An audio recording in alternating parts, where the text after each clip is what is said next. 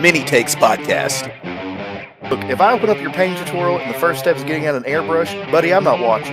Bunch of nerds on the internet. Are you even having fun with this anymore? Shane, if this happens, there's going to be wailing and gnashing of teeth, people burning their armies. If you can't see it, don't paint it.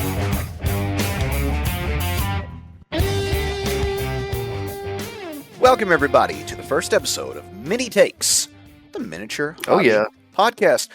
I'm Shane, that's Austin, and we're brand new, except we're not brand new. If you're coming from our previous podcast, 40k Fanatics, welcome. Glad to have you back. Now, what is Mini Takes? Well, it's a podcast where we talk about miniature war games and miniature hobbying and whatnot. D&D thrown in there too, tabletop RPGs, and we give our takes about them. We are not going to get into what unit is good, what unit is bad, what is meta. We're not going to break down tournament results in all of their glory. No, that's not what we do. We're going to give our opinions, and we're going to have a conversation with you. So, it's going to be fun. It is going to be fun.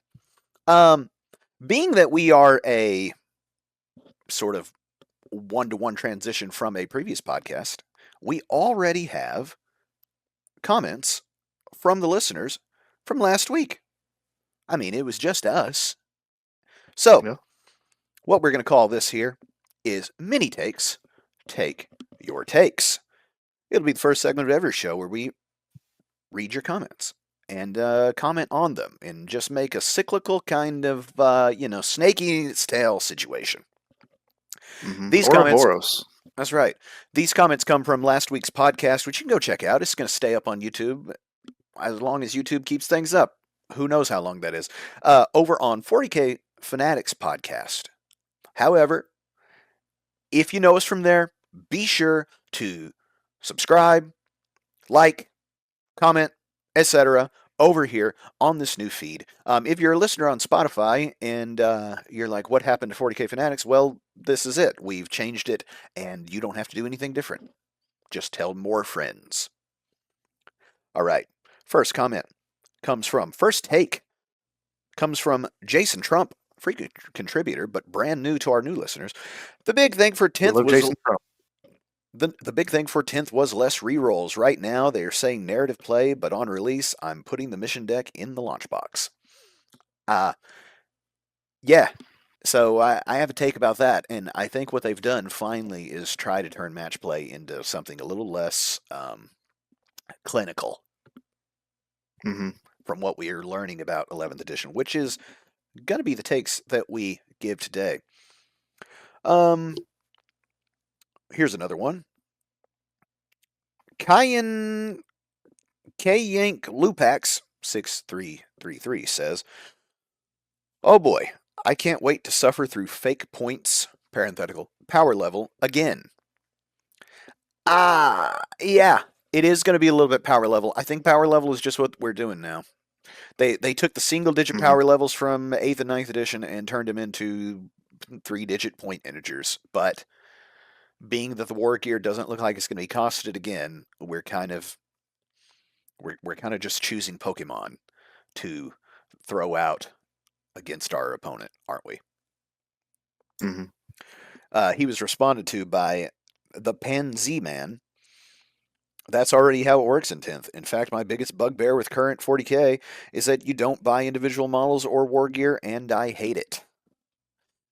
I wanted to see it, the Pansy Man, and who knows, we may see it, but I do doubt it.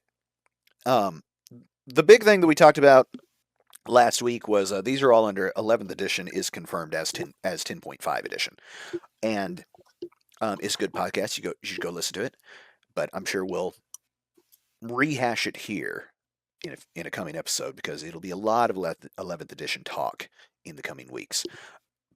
But if you're going to use your codex, again, if they say you can use your codex, I don't think they're about to point them individual models.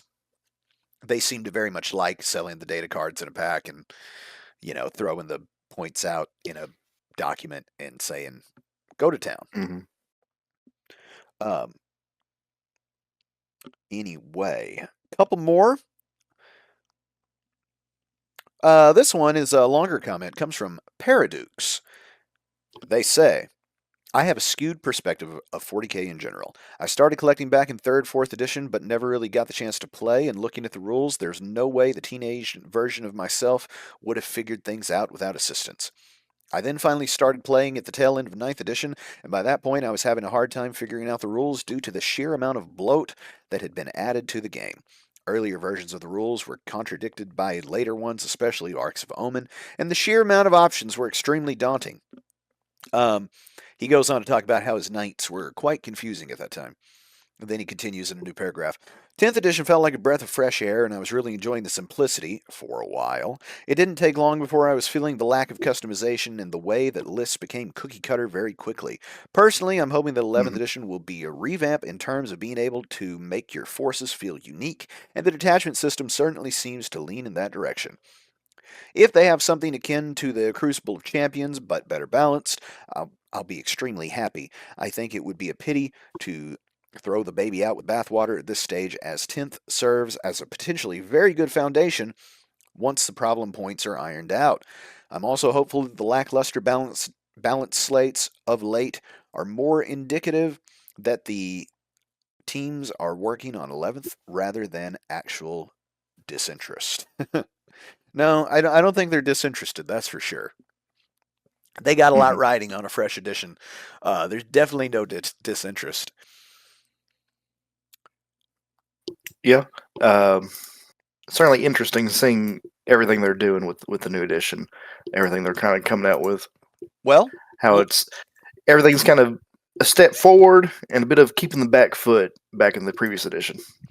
yeah, and I think that that's good because I just Hmm. think that making games is hard, okay?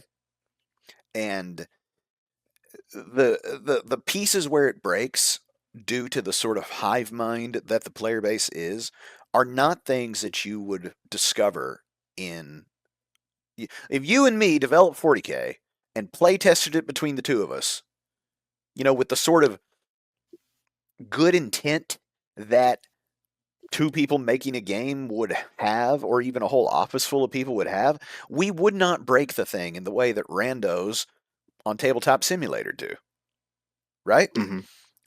Yeah. And that was clear in 10th edition, the way that it sort of bounced around where, well, is this thing cool? No, not really. We need to rejig this whole thing. The Aldari need a totally different army rule. Those sorts of things, right? Um, Hmm.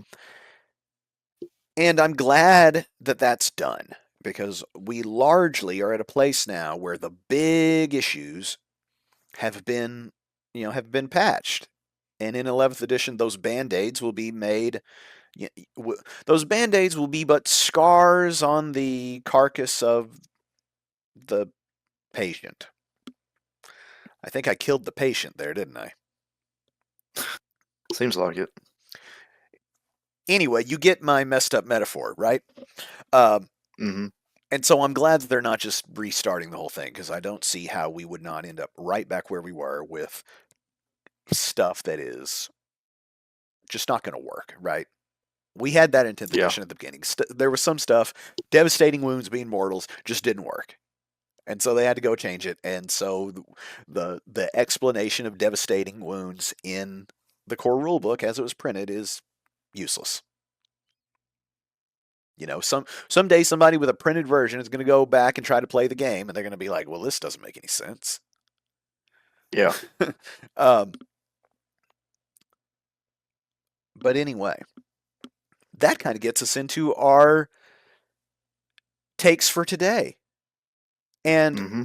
we're going to give our takes on the new 11th edition detachments and missions that have been revealed, or at least the concepts, and talk a little bit about them. Um, I'll start. My first take on this is it turns out that the internet is not that important. Not as important as we think it is, which is sort of a self defeating statement because we are on the internet. We're goons talking about this thing. However, everybody that I saw talked about, thought up, theorized all sorts of different things for what 11th edition 40k could be in its rules and its missions and things, and they didn't do any of it. I had seen no one posit this idea that your army construction could meaningfully affect what your match play mission objective would be. And I think that's awesome. Hmm. Yeah. I think it also um, it reveals that GW is not paying that much attention to us. I don't think. Uh, I think we've got an inflated sense of self as a community of online keyboard warriors, especially over on Twitter, which GW is not even fooling with anymore. But uh, why do you say that? Why do you say they're ignoring us or not paying the attention that we think they do? because I don't think that they would have come up with something so relatively random. Now, I do have in our show notes that this is not uncharted waters entirely.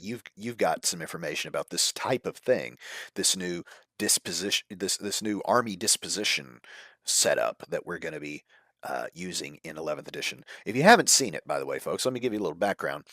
The way that the match play missions are going to work in 11th edition is that when you put your army together, your your army slash detachments are going to have access to various dispositions.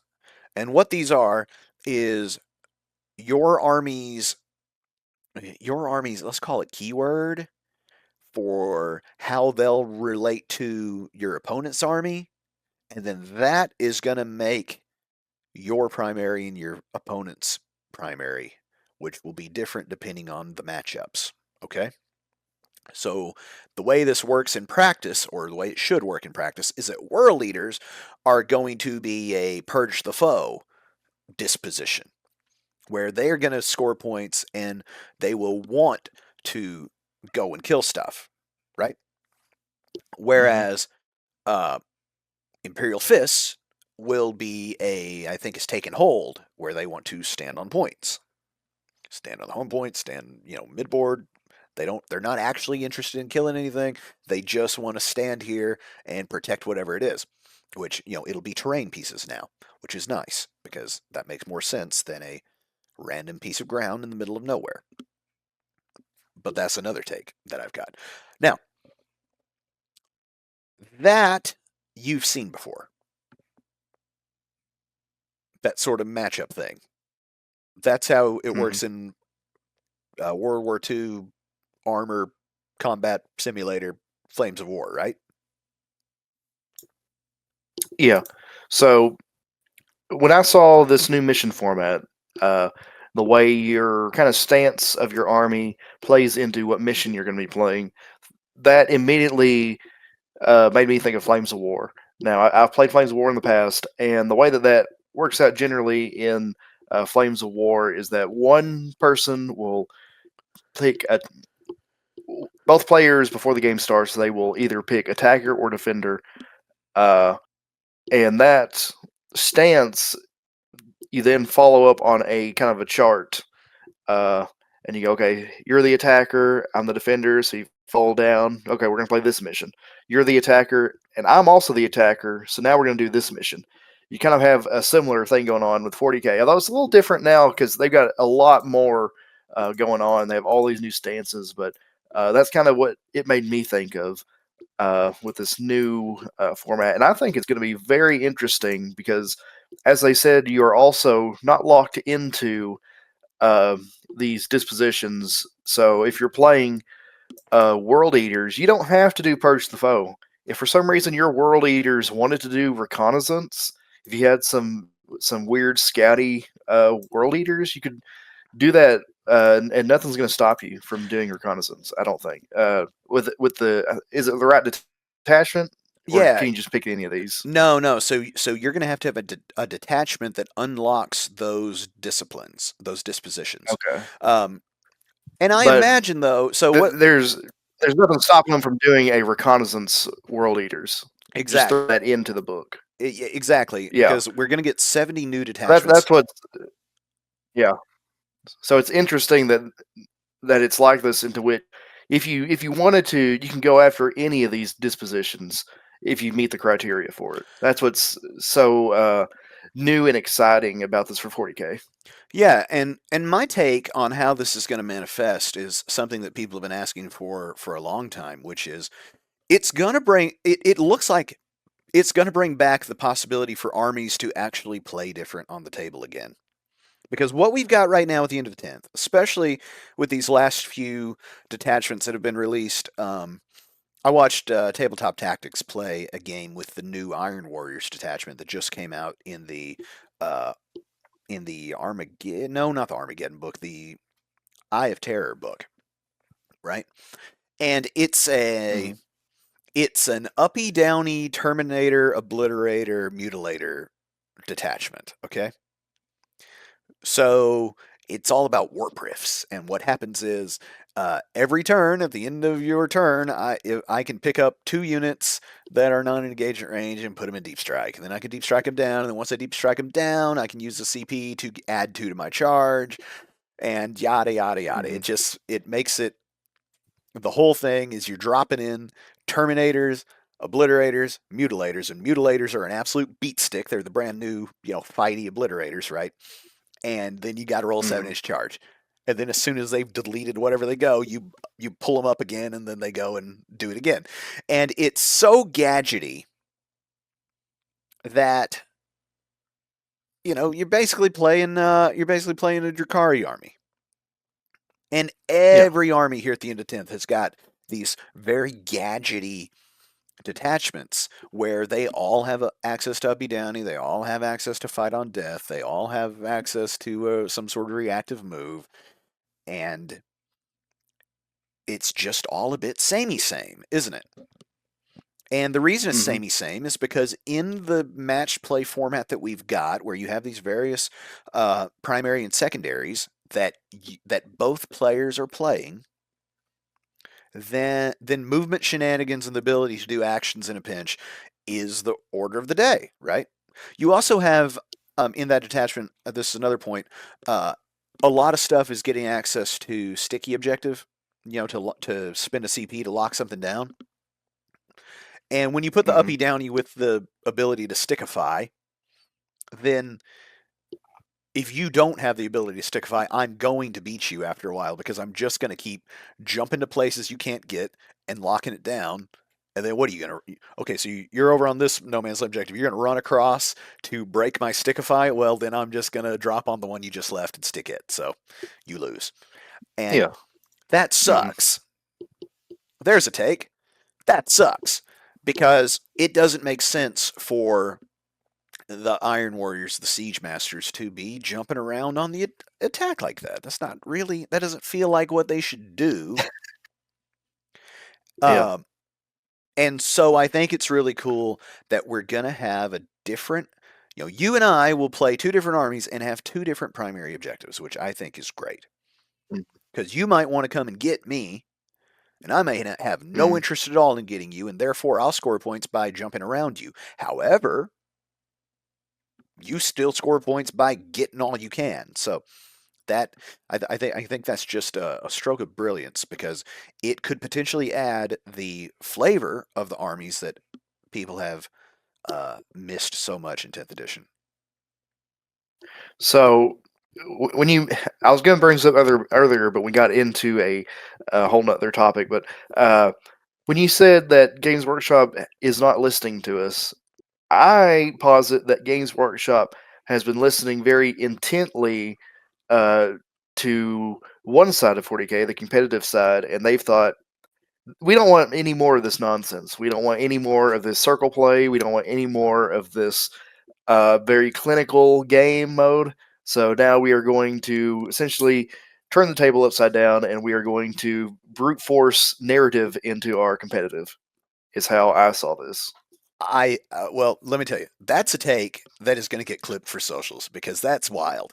Um, and you may be right. I think I agree Yeah. because They saw all this and they thought this isn't the heart of the game. We are getting away from the spirit of the game, so we are going to force everyone back into the spirit of the game with this asymmetrical warfare going on. So you're saying they looked close at the tournament people, at the meta chasing people, at Yeah. the competitive scene, the content creators and everything, and they heard the little minutia that they're constantly complaining about, right?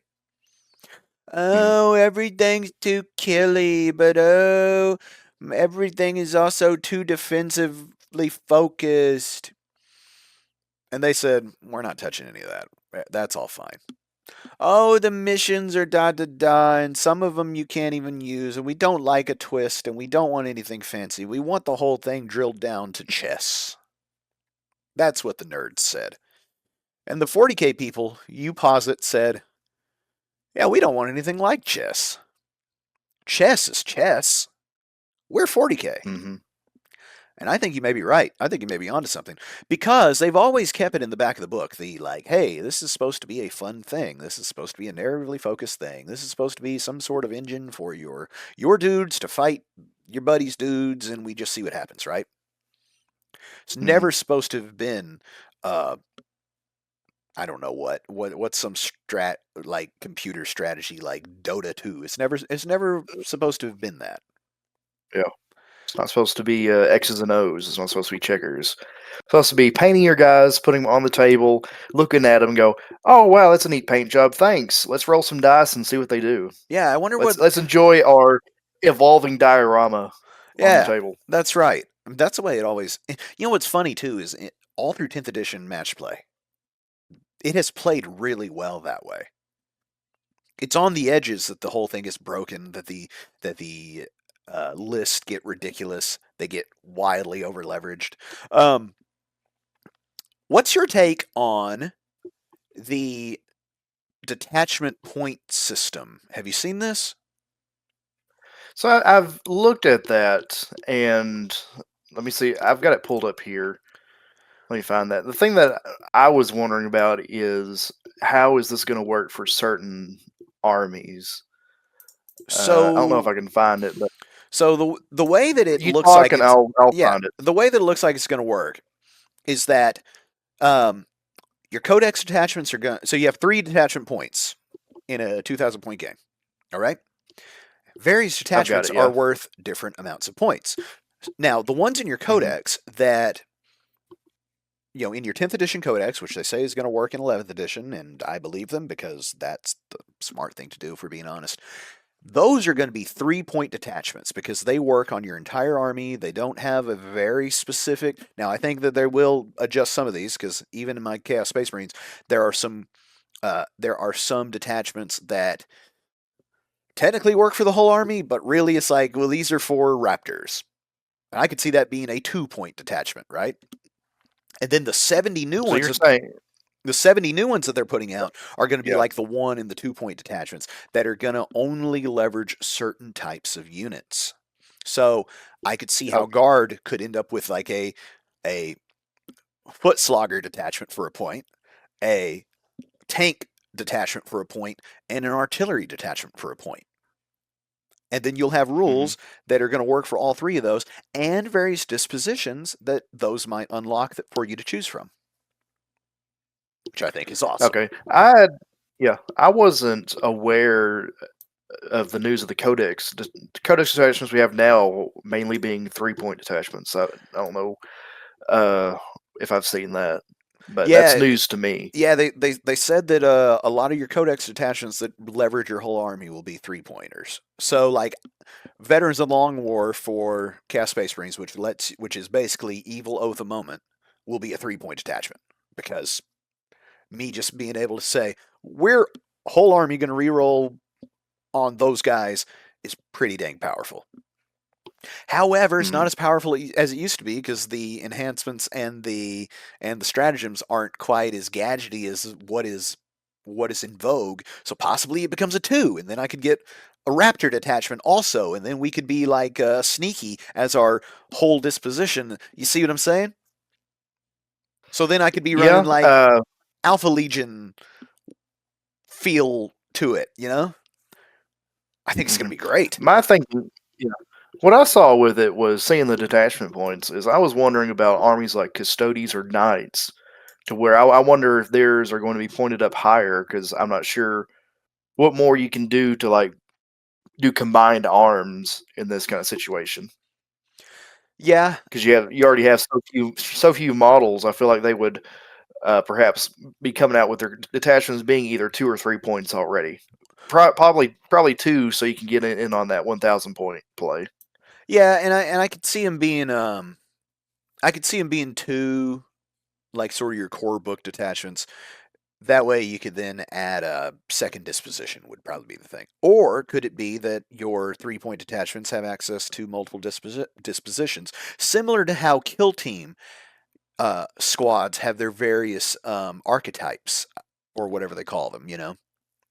Like there's always Hmm. a, I mean, shoot, don't give me, there's a seek and destroy and a recon or whatever, you know? And then those affect what you're able to do for, I think, secondaries in Kill Team. So, do you think Kill Team was a playtest for this kind of detachment layout I do and missions? not. I think that Okay. I think they probably played some Flames of War because I mean, this is more advanced than Flames of War. This is Flames of War is kind of like it's kind of it might be a trinary. It's for sure because I think there maybe also be a balanced option, but there's not a whole lot of like stances going on like this has. This has a lot more stuff going on. And it reminds me of the whole like Kill Team, the way their missions work when I've played that the couple times I have. yeah, and I want to say in Kill Team there's only four, right? There's like Yeah. sneaky guys, defensive guys, killy guys, and something else. Um, and so I don't know because also in Kill Team, which there's discussion I've seen uh, that there's a new Kill Team in the works possibly, but and I mean who knows? Who knows with Kill Team? Yeah. Kill I, Team's a I only Kill Team's a suggest. funny game. I got a take on Kill Team. Can I give you a take on Kill Team? Okay. Just right quick, because in Yeah. mini takes we give Yeah. takes. Here's one. Um, Yeah. Kill Team leads the league in whole paragraph rules writing. It's brutal. It's just brutal. It's on and on Hmm. and on and on. You looked like you wanted to take five there. Oh, I was reading a message. I mean, I could take five. Well, it'd be a good opportunity to tell the new listeners about our brand new segment. Let me pull up Yeah. the Let's go timer. ahead. So this is my five, right? Yeah, if you want to. All right. Mini takes take five. One of us can basically call time on the other, and then the other has got to take up to 5 minutes to talk about anything they want that they've either done in the hobby or stuff they've seen that's a bit off topic, those kinds of things. And we've got a handy timer starting now. For my take five, I want to talk about how I've continued to paint the Masters of Maelstrom. And you can check these things out over on the TikTok, over on our Discord, which is totally free to join, and see the pictures. I imagine they'll be on the new Facebook as well over at Mini Takes. But I I only lack the dog left to do in the Masters of the Maelstrom. So technically, I could field them because the dog is just a token. However, I'm not about to do that. If it comes with a good Hmm. doggo, I'm a paint the good doggo. Um, You gotta. these have been the strongest faces that I've ever painted by a fair margin. And I can't tell if that's just me getting better or if it's the sculpts getting better on faces because, man, I saw you discussing the other day in the Discord that you were having a little difficulty painting eye lenses in your new Custodes, and I just thought, man, I've been doing more work to lower eyelids than I ever thought that I would care to do. But man, when Hmm. you get it just right, it looks so good. Like these faces are just excellent. Um, Particularly the face of the guy, the evil apothecary in the Masters of the Maelstrom, where he's looking down at the Red Corsair that he's about to take the gene seed out of. He looks so menacing. He's got these scars on his face. I painted him. I started by painting mine purple. I've also found that's the other breakthrough I've had for face painting is really getting your shadow color in and Hmm. making it something, making it bold, right? Like I'm gonna start with some sort of purpley red, like dark, and then work up. And trying to keep one thing I'm not doing enough of is by the time I get to my highest highlight, I find that I've lost a lot of red and that the guys look a little bit um powdered, not chalky or anything because it's not like that, but they just they lose a little bit of that a little bit of that life, which I don't think is a bad thing per se. I always think all my paint jobs I try to cheat toward the brighter side, never darker, because I want to be able to see the things at gaming distance. So it's a little bit of kabuki theater makeup, right?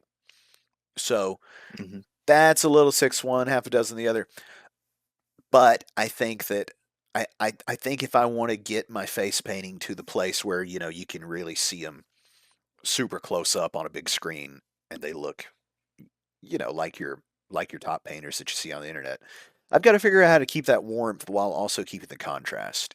Because that's the other thing. There is some contrast. It's just in the highlights, in the cheeks, it's not quite as warm as I would like it. So that's a part that I'm working on.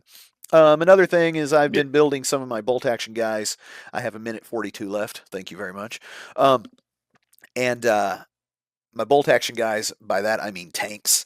And I bought myself a bunch of resin and metal, and it's crazy, but I finally got them primed. And let me tell you that resin mold release will bead your primer right up. But I don't think I could have scrubbed it off because I've tried it before on my Judge Dredd miniatures and it still beads up even after scrubbing. So what I did was put on a healthy amount of primer, waited on that to dry, it smoothed out, and then I hit it again. And they look great. So now they're now they're black and ready for a I'm gonna spray them with brown. Okay, so my bolt action army is American Airborne Troopers, and I want them to be elevated green army men, essentially. So the tanks are going to be green. I'm going to start with some brown, and then I'm going to spritz it with water. I'm going to put salt. I'm going to do the salting to get the speckling in the green, where Hmm. you'll see the rust and the wear underneath just a little bit. That's the theory. Check back later to see how it goes, and that's close enough to my time on that take 5. We'll run the timer back All for right. whenever I call time on you, and there's us again. Let us know what you think about that segment. Austin, Now, what were we talking about? it was my time out. I had to talk. Now you should have a take. Oh, really? Yeah. Okay. Okay. You want to tie me up? I'll go. You want to take 5? I mean, if you want to do it on me now. No, I don't want to do it on you yet. Okay. We got about 15 minutes left of this show. I'm gonna hold Yeah. I'm gonna keep my powder dry. No, what's your take Yeah. on more of this detachment business? It's mission business. Perhaps Let's see. perhaps these new I think, models. yeah, these new models. Let's talk about that. Now, I've been seeing a lot of hate, and it blows me away because I'm like, what? What's wrong with this? The new Vanguard Veteran Jump Pack Marines. Uh, I don't understand what the hate is about these, except I guess the thing is they're too close to the already existent Jump Pack Intercessors. Uh, and people are complaining that they're not decked out enough. I think the problem with this is the problem with their thinking is that maybe they're thinking, well, these are Blood Angels. Why aren't they like Blood Angeled up? The thing with it is that this is a starter set. This is a starter set for the new 40k, and Ultramarines have always been the poster child for the most part, and they've never been like Ultramarine to up. You've never seen the big toilet seats like actually molded onto them. They've always been generic enough to where someone can buy the box and paint it however they want. Uh, this new Marine here, he's got a bit of like bling going on. He's got the purity seals. He's got a loincloth. Uh, he's got enough, I guess, details to differentiate him from the intercessors. I don't think the intercessors have some of these details. He's got the veteran cross going on. My take on Sorry, this. there's a noise outside, but closing up my take real quick. He's just generic enough and just blinged out enough that he is usable in every army, and that's the point of these starter sets.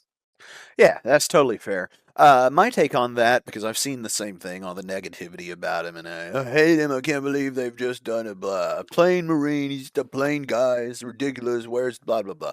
Um, my take on that is the internet doesn't know what it wants. All the internet wants, and Mm-hmm. by the internet I mean non-serious places on the internet like X, where people just complain, like some Reddit rooms where I'm not sure how many of you people are real, right? Now, not down in our comments. Those are all real, lovely people with lives and ambitions and things that they want and need. And Mm-hmm. you know what? In our comments, we don't tend to see a whole lot of this kind of nonsense because I can't imagine that if anybody is buying the starter box, they're going to be upset if they're Space Marine players to get fresh, crispy Marines, especially ones that don't have any particular allegiance, like you say. Like, Mm-hmm. this is not for somebody with 4,500 points of Ultramarines. You don't need a starter box. What are you talking about? And if you do, you're there for the new Orc Boys or whatever is going to come out in there, right? You don't. Yeah. And the rule book, like, the rule book's going to be on your phone. We know that. The mission deck is going to come out right next to it. You're just going to be able to grab that. Like, the internet just likes to complain, man. Mm-hmm. Everybody got so upset that there were no squatty Marines anymore. Oh, I can't believe they got squatty Marines. Can't have no squatty Marines. Squatty Marines are so cool in their one leg pose where they're yeah. Okay, well these guys are similar in form, in simplicity, to like your old squatty Marines. You know, everybody. There's a not insignificant portion of the people that complain there's too much crap. You know, these guys are festooned with nonsense all over them, and they don't want to paint all that.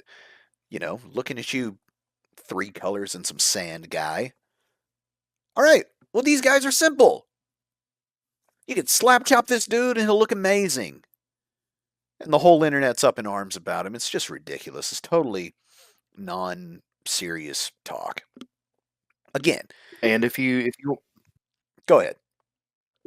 if you want him to look a bit more festooned, you can always do a little thing that we used to do in the hobby called kit bashing. That's right.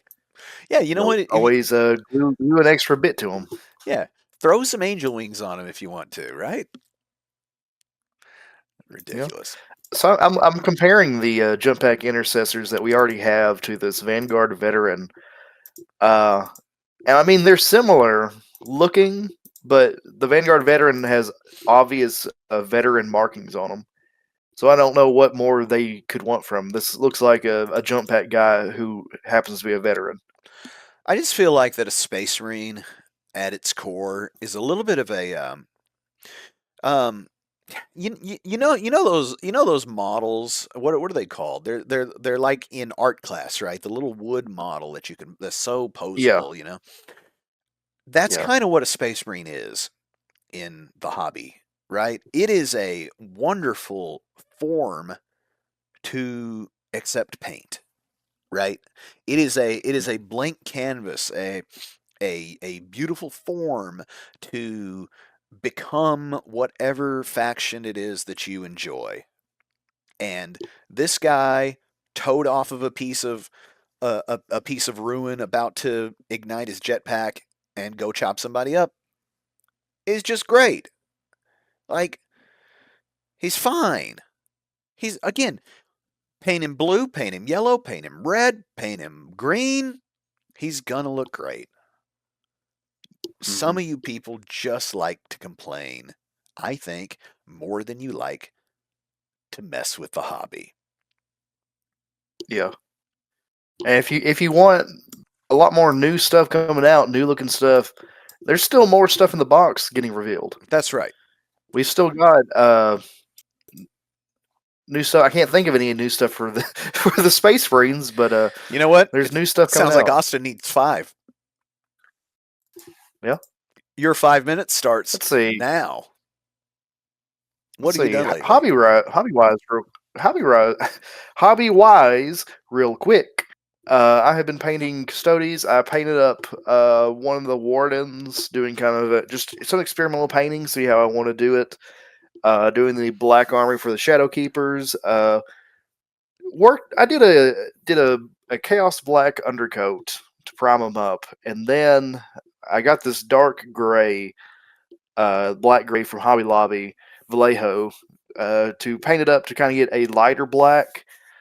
Before doing a bit of washing, I did that. Got the light gray, not the light gray, the dark gray, and then I put the black wash, I think it's Oblivion black wash from Duncan Rhodes Paint Academy. I've got a ball Duncan's your here. I was trying to boy. read it. Duncan Rhodes is awesome. His paint wash has saved my life. Uh, but he has two thin coats. Put the Oblivion black wash on it, and it did shaded somewhat from being. It looks like a black with some shading on it. But as I looked at it, I realized I could get the same finish by just using the Corvus black from Games Workshop. So going forward, that's what I'm going to be doing. I'm just going to do it Chaos Black and then Corvus Black, and then work on the highlights, doing like Dark Reaper and Fenrisian Gray on top of that. But we've been learning and experimenting painting this custodian. Last night, I also started throwing some paint on a Venerable Contemptor Dreadnought. So I put the Corvus Black just on him, not worrying about doing any of the extra steps I had talked about with the custodian. He's turning out well. We've completely kind of like jump started that painting process, figuring out that method. So we've got him going along. But that's about it hobby wise, kind of, because you and I both did a joint purchase on Warlord Games. They're having a Easter sale, I think right now as we talk, but it's going to be over more than certainly by the time you guys listen to this. But they're doing a sprue sale for Easter. And we picked up a couple tanks each. I picked up a what's going to be either a Semoventi 75/18 or a M1441 for my Italians. Picked up some barnyard animals as well. You I picked up the also had to pick up barnyard the animals as barnyard well. animals. Comes with cats and dogs and pigs and goats and sheep and cows. Well, Don't think it came with a horse. I think it came with a donkey. it's like I said in my 5 minutes that if it comes with a dog, I've got to paint it. And my wife is very excited about painting some chickens, and I think there's a duck. Yeah, I think there's some ducks and geese. We have no reason to be Uh, this excited about a some barnyard animal sprue. no, it's great if you do any kind of low level gaming, be it like medieval or just anything like Wild West. You can do like livestock wrestling. You can throw some pigs on the table and be like, okay, this is my little war band is going to try to escort these pigs off the table from this village. You can do something like that. The cows, you can do cattle wrestling. Uh, it opens up a lot of avenues for play. We can even use them in Old World. We could have the goblins trying to steal pigs. But that's the sprue talk. Real quick, I want to touch on this April Fool's joke from Games Workshop, the 40k musical. This was a blast. This was great fun to listen to. I really enjoyed it. They recently did a behind the scenes video of how they did it. But it is great. A lot of people actually wish that this would have been a real thing, and I hope Games Workshop is listening, because if they were to release like a CD or Spotify release of the actual soundtrack uh, for this program, this April Fool's joke, I think they would get a lot of either purchasers or listeners if they were to release that. But it is crazy the amount of production they put into this thing. Yeah, I I was really presume they got impressed by some people that were their doing. costumes. Yeah, I presume this is all like cosplayers and stuff that they've hired to do this. But it is amazing. The sister ballad was great. Uh, 20 see, what's my seconds. time real quick? Because I got more 20 seconds. Real quick, I want to touch on a miniature company that I have seen. I'll eat into overtime with this 10. just because I want to talk about them real quick. This Woe Fun, I've been getting ads on this for Facebook. Woe Fun, they are a miniature company that release 18, 28 millimeter or 10 millimeter minis. I don't care. We're going to overtime with this. You can play the music Oscar style. You're back. We have, You're back on uh, video. yeah, we have, we've got Wofun? these guys and Wofun, WOFUN, and what they have is they have pre-painted miniatures. These are essentially 2D cutouts, I believe, on plastic, some kind of like Standees, we acrylic call those. plastic. Yeah, they're standees, and you can get a whole army of pre-painted 2D illustrations, like cardboard cutouts, a whole army of these, and it's both interesting and also unappealing at the same time. In that it's nice that you can foot the bill and get like a whole army already like done. But at the same time, it's like, well, how are these going to look from the side? Like they look good from like the front and the back, but if someone's like coming up to the table from the from any other dimension, I'm And afraid these are going to look like and flat. what are their subject matter? Anything historical. I mean, they have fantasy too, but they have any historical period up till I believe the Zulu Wars. Oh wow. So anything from like Alexander the Great to the Zulu Wars, and then a middling of fantasy. So But the standees there's are this, and yeah, the standees work great there's this. for Yeah. tabletop RPG because sometimes you need like 10 goblins, and who's trying to paint 10 Mhm. goblins? You could just buy a great big collection of standees, and then they look fine no longer than you have to use them on a tabletop RPG. I think it is unhinged to use them for like a tabletop war game. That does sound nuts to have just Yeah. Uh, rank and flank standee battle. yeah. It's like how these look cool from like the promotional photos where they're like front on, but like from the side, how's this going to look? And then my final point with that is that their advertising kind of dug under my skin because part of their advertising was less and less miniature wargamers want to paint. We're here to solve that problem. So it's kind of like you're kind of I guess promoting this to the least common denominator here. Yeah, Kind of I've got takes on the going after the folks that don't lazy want to bones. paint. Well, that's all the Yeah. time we've got today. Welcome everyone to Mini Takes, and we hope to see you next week. Um, couple of things that we need you to do for us. If you listen this long, thank you very much. That's Austin. I've been Shane. We need you to subscribe to the YouTube channel. We need you to like the video. We need you to give your takes below on anything we've said or any random thing that you want. We have room on our screen here for future nonsense. That can be stuff that you said, for all we know. Yes, over there. What else? New Facebook page. A great way to get in Mhm. touch with us and have a back and forth where nobody has to pay for a blue check mark to not have your post have extra typos. I swear I don't type that bad anywhere but on X. I think there's something going on in there. But until next time, uh, keep your takes hot, and we'll see you. Yeah.